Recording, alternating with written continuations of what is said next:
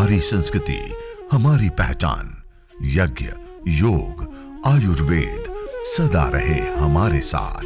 भारत के प्राचीन ग्रंथों एवं आधुनिक विज्ञान का दिव्य संगम, यज्ञ महिमा।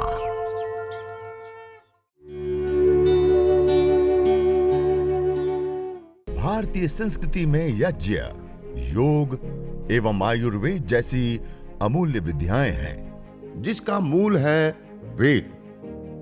इतिहास की ओर दृष्टि डालें तो भगवान राम, भगवान कृष्ण से लेकर राजा महाराजाओं, ग्रामवासियों व अरण्यवासी ऋषियों की कुटियों तक नित्य व नैमित्तिक यज्ञों का प्रचलन देखने को मिलता है।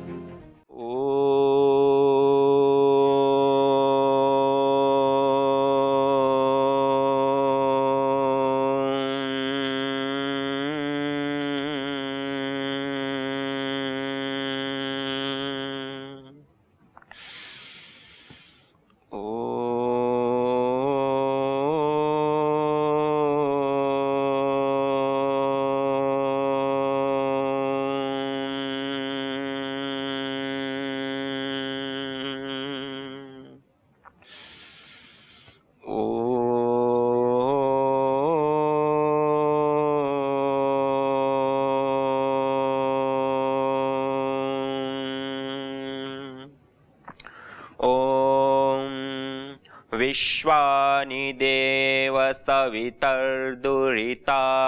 परासुवा यद्भद्रं तन्न आसुवा। सर्वरक्षक परमपिता परमात्मा को कृतज्ञता पूर्वक प्रणाम करते हुए आज हम विशेष रूप से मुख्यतया यज्ञ एक चिकित्सा पद्धति है, तो आखिर वो कैसे कार्य करती है, कैसे वो लाभ प्रदान करती हैं, कैसे कैसे वो कार्य करके हमारे शरीर के अंदर से हमें व्याधि से मुक्ति दिलाने का कार्य करती हैं, इन बिंदु पर हम विशेष रूप से चर्चा करेंगे। और उसके साथ साथ जैसे आपको कल और परसों 2 दिन कुछ विशेष औषधियां या सामग्रियों को लिखाने का प्रयास किया गया, आगे हमारा जो क्रम रहेगा उसमें हम विशेष रूप से कुछ जो औषधीय द्रव्य हैं जो हमें विशेष रूप से उपयोगी हैं और सब लोगों को हमने जो उपलब्ध भी कराया है पतंजलि योगपीठ के माध्यम से कि अलग अलग रोगों के अनुसार हम जब चिकित्सा करते हैं तो उस चिकित्सा के लिए एक विशेष हविर द्रव्य की आवश्यकता होती है। आयुर्वेदेषु यत् प्रोक्तम यस्य रोगस्य भेषजम तस्य रोगस्य शान्त्यर्थम तेन तेनैव होमयेत्। आयुर्वेद आदि ग्रंथों में जिन रोग के निवारण के लिए जिन जड़ी बूटियों का सेवन करने के लिए बताया गया है, उन्हीं जड़ी बूटियों से हवन करने से, होम करने से वह रोग हमारे शांत होते हैं, दूर होते हैं, नष्ट होते हैं। और इससे अतिरिक्त डॉक्टर ममता सक्सेना जी से लेकर के, डॉक्टर तारा सिंह जी से लेकर के, डॉक्टर कमल नारायण आर्य जी से लेकर के, डॉक्टर आचार्य प्रद्युम्न जी से लेकर के कई सारे ऐसे याज्ञिक साधक या यज्ञ चिकित्सक गण हुए हैं जो पिछले 20 साल, 25 साल, 30 साल से लगातार यज्ञ चिकित्सा को कर रहे हैं और करा रहे हैं और उसका अनुभव प्राप्त कर रहे हैं। और उसमें जो उन्होंने सारभूत में प्राप्त किया हुआ जो 25 साल, 30 साल, 10 साल, 12 साल का जो उनका अनुभव है, उन अनुभव को हमने स्वयं उनको यहाँ बुलाया, कई बार हम उनके पास गए और बहुत ही उसके ऊपर मार्मिक चर्चा और विचारणा और सारी निष्कर्ष जो उनके थे उनको लेने के बाद जो अपने आयुर्वेद आदि ग्रंथ हैं, आयुर्वेद आदि ग्रंथों में भी अलग अलग धूम्र चिकित्सा प्रकरण जिसमें विशेष प्रकार की औषधियों को अंगारों के ऊपर डाल करके या अग्नि में डाल करके उससे माध्यम से उठने वाली जो गैस है या धूम्र है उनको लेने से रोगों की चिकित्सा आदि से लेकर के यज्ञ चिकित्सा से संबंधित और भी बहुत सारी जो भेषज रत्नावली में जैसे यज्ञ को दैवीय चिकित्सा पद्धति बताई गई, उससे लेकर के और भी बहुत सारी जगहों पर और अथर्ववेद आदि में विशेष रूप से जो नतम यक्ष्मा अरुंधते नैनम सप्तो अश्नुते यम भेषजस्य गुलगुलो सुरभिर्गंधो अश्नुते से लेकर के यदि क्षितायु यदि वा परेतो यदि मृत्युरंतिकम नितयेव तमाहरामि अस्पार्शमेनम सतसारदाय आदि आदि मंत्रों में जो यज्ञ चिकित्सा की विशेष महिमा और उसका जो मंतव्य बताया गया है, उन सब चीजों को ध्यान में रखते हुए और वर्तमान मॉडर्न साइंस में जैसे आज पतंजलि रिसर्च इंस्टीट्यूट PRI के माध्यम से भी जो आज अलग अलग औषधियों में क्या क्या कंपोनेंट्स हैं और कौन से कंपोनेंट्स कौन से बीमारी के लिए विशेष करके लाभकारी होते हैं और किस प्रकार से कौन सी जड़ी बूटी किस रोग के लिए उपयुक्त हो सकती है आदि के ऊपर भी गहन अनुसंधान करके जो निष्कर्ष के सामने हमारे सामने आए कि ये जड़ी बूटी विशेष रूप से इस रोग के शांति के लिए होम करने से या हवन करने से उपयुक्त हो सकती हैं या विशेष लाभ दे सकती है, इस रूप में जो सामने आया उसको ध्यान में रखते हुए हमने कुछ रोगों के अनुसार हवन सामग्री बनाने का प्रयास किया है। उसमें कई सारी हवन सामग्रियों का हमने निर्माण किया है। उसमें से आज मैं आप सभी के सामने 2 हवन सामग्री रखना चाहूंगा। आप सभी लोग उसको नोट भी कर सकते हैं, मेरे साथ देख भी सकते हैं और उसके परिणाम भी, प्रत्यक्ष परिणाम भी हम आपके सामने रखेंगे और कैसे वो कार्य करता है वो भी रखेंगे। तो सबसे पहले मैं आपके सामने ये द्रव्य मेरे सामने रखे हुए, इसको आप देख सकते हैं और हमने 2 हवन सामग्री विशेष का निर्माण किया है। बहुत सारी की है, आज आपके सामने 2 का रखने जा रहा हूं। एक है श्वासामृत। श्वासामृत जो हवन सामग्री है उसके अंदर देवदारू, जैसे ये हमारे सामने रखा हुआ है, इसको देवदारू कहते हैं। देवदार एक पेड़ विशेष की लकड़ी होती है। इसके अंदर विशेष ऑयल्स भी पाया जाता है, तेल पाया जाता है। और जब हम अग्न्याधान करते हैं तो उस समय हम कपूर आदि का प्रयोग करते हैं। तो कपूर की जगह पर आप इसकी लकड़ी को एक छोटा सा टुकड़ा लेकर के और उसको भी दीपक के माध्यम से प्रदीप्त करके आप वेदी के मध्य में रख सकते हैं। ये बहुत कपूर की तरह ही बहुत तेजी से और बहुत अच्छे से जलता है, क्योंकि इसके अंदर बहुत ही बड़ी मात्रा में ऑयल पाया जाता है। और वह जो ऑयल है वो अस्थमा, दमा से लेकर के जो श्वास से संबंधित बीमारियां होती हैं उनको दूर करने के लिए विशेष करके लाभकारी होता है। तो यह देवदारू, तो आज हम कपूर की जगह पर विशेष रूप से आपको इस लकड़ी के माध्यम से दीप प्रज्वलन करके हम दिखाएंगे, बताएंगे।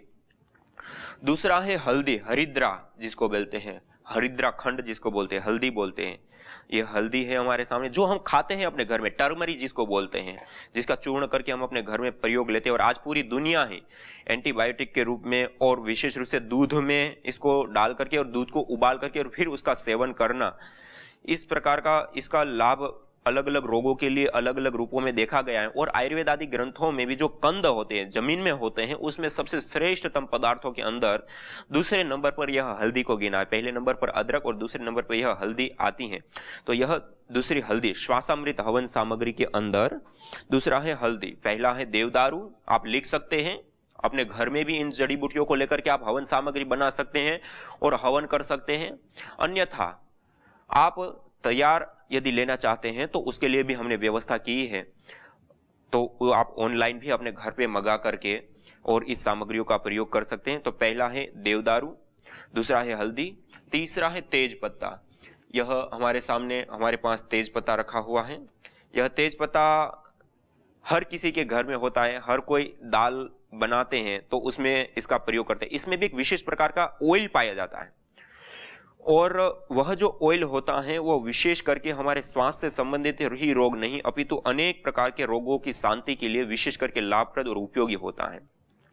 और यहां तक देखा गया है कि इस पत्ते के ऊपर थोड़ा सा नीम का ऑयल और उसके ऊपर कपूर लगा करके इस पत्तों को यदि हम जला दें तो मच्छर से जो प्रताड़ित स्थान होता है, जहां पे बहुत अधिक मात्रा में मच्छर होते हैं, वह भी दूर हो जाते हैं। और उसके साथ साथ जो श्वास से संबंधित जितने भी रोग हैं उनसे हमारा बचाव होता है। और यदि वो रोग हो चुके हैं तो उससे भी हमें शांति मिलती है, मुक्ति मिलती है। उसके बाद है गुग्गुल। यह हमारे पास गुग्गुल रखा हुआ है, ये मैं आपको प्रतिदिन बताता रहता हूं। और न तम यक्ष्मा अरुंधते नैनम सफथो अश्नुते यम भेषजस्य गुलगुलो सुरभिर्गंतो अश्नुते। जिस व्यक्ति को इस गुग्गुल की धुनी मिलती है, जिस व्यक्ति को इस गुग्गुल का जलने के बाद जो ऊर्जाएं उत्पन्न होती है वो प्राप्त होती हैं, उसको यक्ष्मा, राजयक्ष्मा अर्थात जो सूक्ष्म रोग कहे गए, गंभीर रोग कहे गए हैं, वह रोग भी कैसे उनको हो सकते हैं, किसी भी रोग से वो कैसे प्रताड़ित हो सकते हैं, किसी भी रोग से उनको कैसे पीड़ा प्राप्त हो सकती है, इस प्रकार से बताएगा। और इसी प्रकार प्राकृतिक 5 तत्वों के संतुलन के लिए भी इस गुग्गुल का प्रयोग घृत गुलगुलो होमे च, घृत और गुग्गुल के होम से सर्वोत्पातादि मर्दनम का, सभी प्रकार के उत्पाद शांत हो जाते हैं। गुग्गुल के बाद यह हमारे पास है राल। गुग्गुल के बाद ये है लाख। एक है हमारे पास राल, यह है लाख। ये लाख एक कीड़ा विशेष होता है और वह पेड़ एक विशेष होता है, उसके माध्यम से यह उत्पन्न होता है और ये कई सारे चीजों में यह प्रयोग में आता है। कुछ चीजों को चिपकाने आदि के रूप में भी इस लाख का प्रयोग लेते हैं और विशेष करके आयुर्वेद आदि ग्रंथों में भी लाख के अनेक गुण बताए गए हैं। उसमें से कीटाणु रोधक, बैक्टीरिया आदि को नाश करने के लिए भी, और जो वायु प्रदूषण है उस वायु प्रदूषण से भी बचने के लिए जो हमारे प्राचीन ग्रंथों में सुश्रुत संहिता में विशेष रूप से राल, लाख, गुगुल, वच, जैसे हमारे सामने वच रखी, घुड़वच रखी हुई है पहली ही, तो ये घुड़वच आदि आदि, फूल प्रियंगु आदि कई सारे ऐसे द्रव्य हैं जिनके मिश्रण से, वो भी मैं आपको लिखाऊंगा, उसको अंगारों के ऊपर डाल करके जो धुनी उठती है उस धुनी को वायुमंडल के अंदर प्रसरित करने से वायुमंडल के अंदर जो विषाक्त गैसों का बढ़ना या प्रदूषित होना जो होता है वह भी शांत हो जाता है, ठीक हो जाता है। इस प्रकार का भी गुण, तो यह है हमारे पास लाख।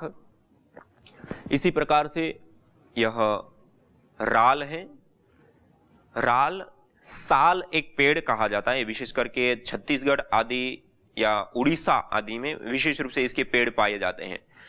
उसका यह गोंद होता है, साल पेड़ के गोंद को राल बोलते हैं, और इस राल की धुनी से बच्चों के रोगों को दूर करने से लेकर के वायु को शुद्ध करने से लेकर के अनेक प्रकार के श्वास संबंधी रोगों को दूर करने में विशेष करके लाभकारी होता है।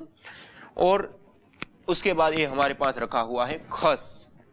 आप सभी लोग खस का शरबत पीते हैं, ये शीतल होता है, ठंडा होता है, और इस खस की धुनी से या खस के जलने पर जो गैसें उत्पन्न होती है इसका भी एक विशेष ऑयल बनाया जाता है, वह भी विशेष अलग अलग रोगों के लिए उपयुक्त होता है। तो ये जो खस है उसका प्रयोग भी विशेष रूप से इस श्वासामृत हवन सामग्री के अंदर हमने किया है।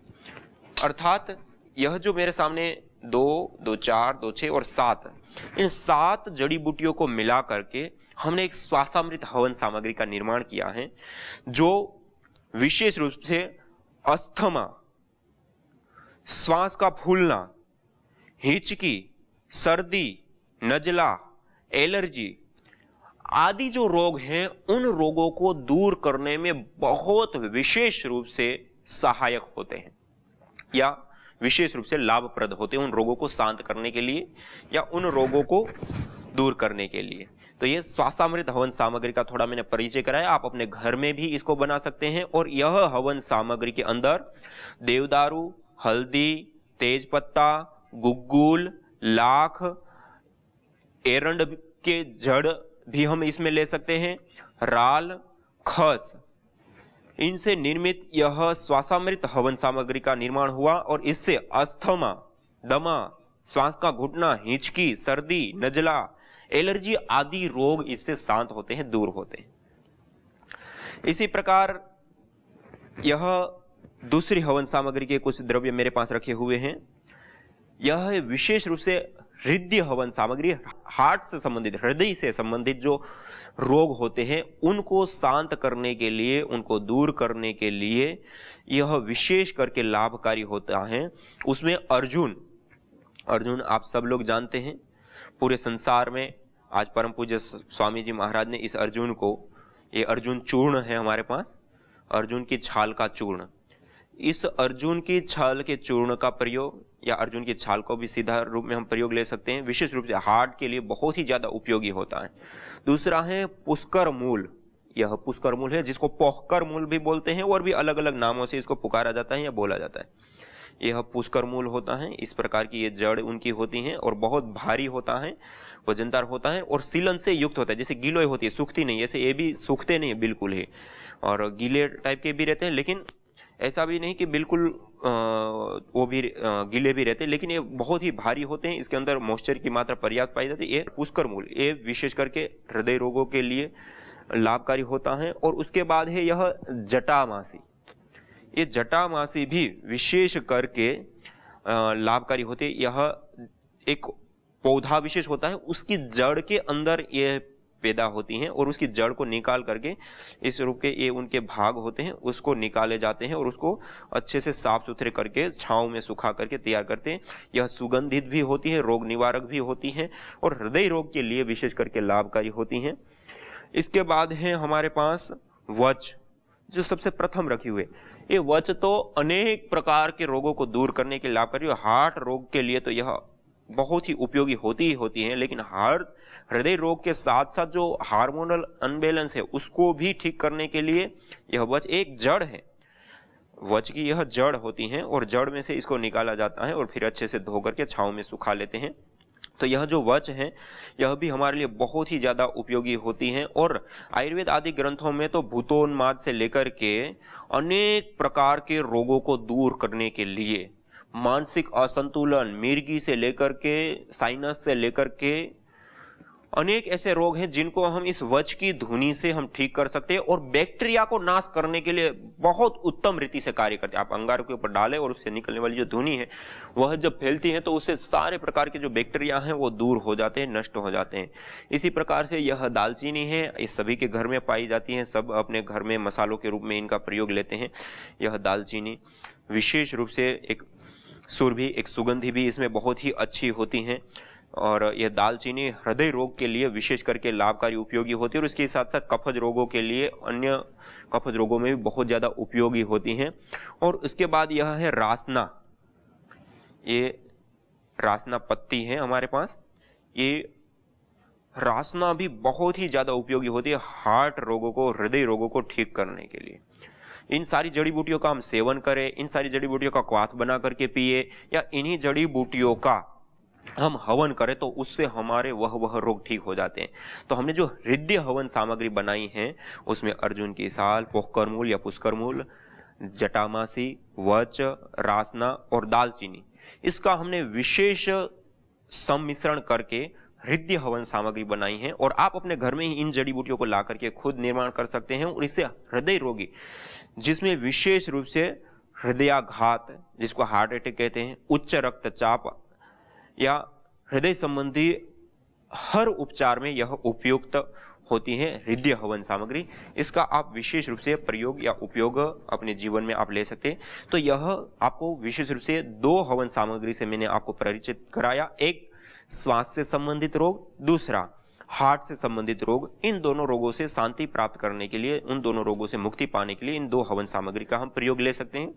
अब हम हवन करते हैं, यज्ञ करते हैं, अग्निहोत्र करते हैं और उसके बाद आप सभी के सामने कुछ महत्वपूर्ण और तथ्यात्मक जो विशेष बातें हैं कि यज्ञ चिकित्सा पद्धति है तो वो कैसे हमारे शरीर में काम करती है, उन बिंदुओं को लेकर के हम आगे आपके सामने विस्तार पूर्वक तात्विक रूप से हम चर्चा करेंगे और आपके सामने रखेंगे।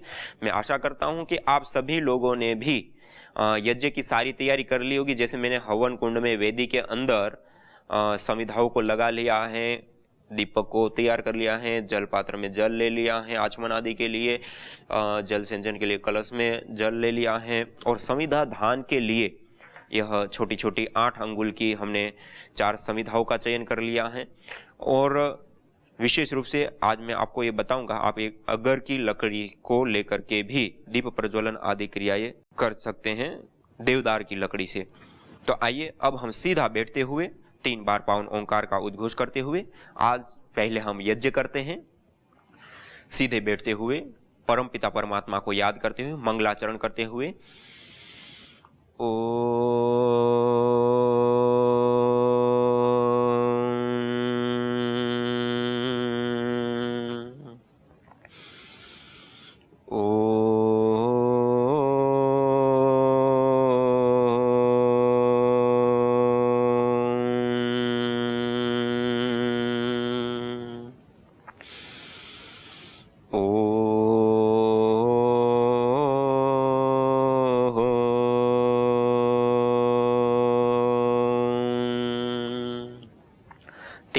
पावन ओंकार का उद्घोष करने के बाद अब हम आचमन, अंग स्पर्श आदि पवित्रता के लिए शुद्धिकरण की आदि क्रियाएं संपन्न करेंगे। अपनी दाएं हाथ की अंजलि में अब हम जल ले लेंगे। दाएं हाथ की अंजलि में जल लेकर के 3 बार आचमन करेंगे। ओम अमृतोपस्तरणमसि स्वाहा। ओम अमृतापिधानमसि स्वाहा। ओम सत्यं यशः श्रीर्मय श्री श्रयतां स्वाहा। अब हस्त प्रक्षालन करके 3 बार आचमन के बाद हस्त प्रक्षालन करेंगे और अब बाएं हाथ की अंजलि में जल लगे मध्यमा और अनामिका 2 उंगलियों से एक एक अंग का स्पर्श करते हुए हर अंग की पवित्रता, शुद्धिकरण और उसकी शक्ति की प्रभु से कामना करते हुए ओम वांग्म आस्यस्तु, ओम नसोर्मे प्राणोऽस्तु, ओम अक्ष्णोर्मे चक्षुरस्तु, ओम कर्णयोर्मे श्रोत्रमस्तु, ओम बाह्वोर्मे बलमस्तु, ओम ऊर्वोर्म ओजोऽस्तु, ओम अरिष्टानि मिंगानि तनुस्तन्वा में सह सन्तु। शरीर के सभी अंगों के ऊपर जल का छिड़काव करते हुए पवित्रता और शुद्धिकरण की यह क्रियाएं हमारी संपन्न हुई। अब 3 महाव्याहृतियों का उच्चारण करते हुए हम दीप प्रज्वलन करेंगे और जैसे वेदी के मध्य में आपको बताया है कि छोटी सी हम बाती लगा दें और कपूर की आप नए कर रहे हैं तो आप एक छोटी सी टिकिया को लेकर के और उसको दबा करके और उस रुई की बाती के ऊपर और संविधाओं के ऊपर इस प्रकार से आप उस कपूर को भी रख ले। थोड़ा सा घृत भी यदि अपेक्षित हो तो घृत की भी थोड़ी सी आहुति उस बाती से लेकर के इसे थोड़ा सा संविधाओं के ऊपर सिंचित कर दे जिससे वो तुरंत अग्नि पकड़ ले, जिससे आपको अग्नि को प्रकट करने में कोई दिक्कत ना आए। इतना करने के बाद 3 महाव्याहृतियों का उच्चारण करते हुए हम दीप प्रज्वलन करते हैं। ओम भूर्भुवः स्वः। 3 महाव्याहृतियों का उच्चारण करते हुए दीप प्रज्वलन करते हैं। दीप प्रज्वलन करने के बाद ये हमारे पास देवदार की लकड़ी रखी हुई है, उसको हम प्रदीप्त करते हुए वेदी के मध्य में अगले मंत्र के माध्यम से हम स्थापित करेंगे।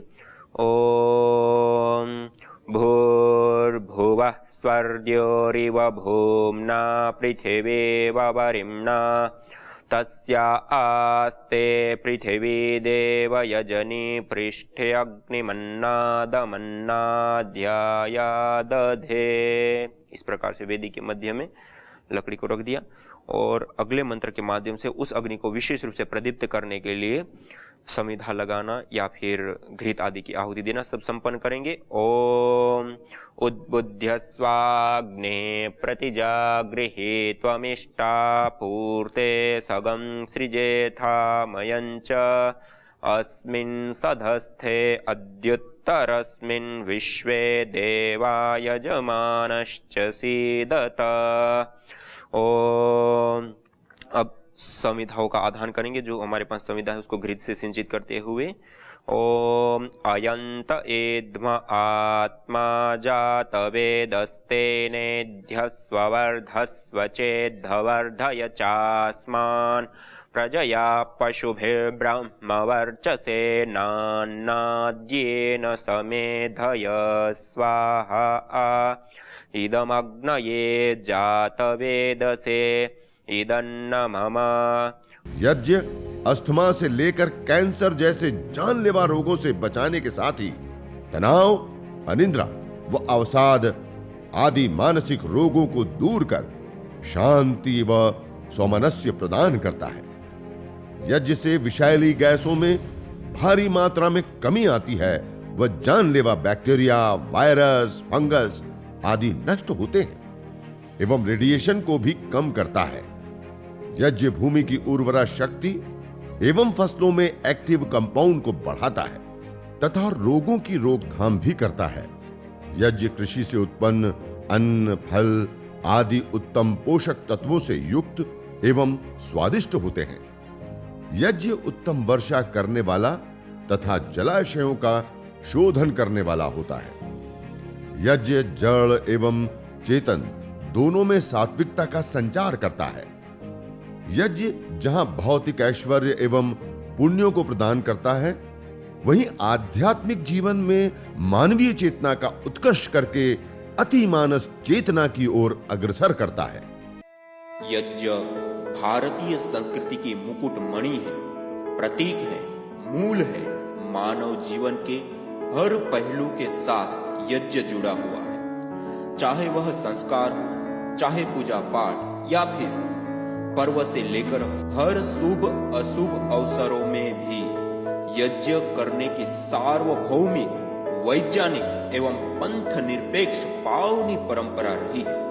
आइए हम संकल्प लें, संसार के श्रेष्ठतम कर्म यज्ञ को अपनाएं। पिंड और ब्रह्मांड में संतुलन कायम करने वाले यज्ञ को अपने जीवन का अभिन्न अंग बनाएं एवं प्रकृति मां के प्रति अपने ऋणों को अदा करें। विश्व स्वास्थ्य का एक नारा, यज्ञ से होगा जग उजियारा।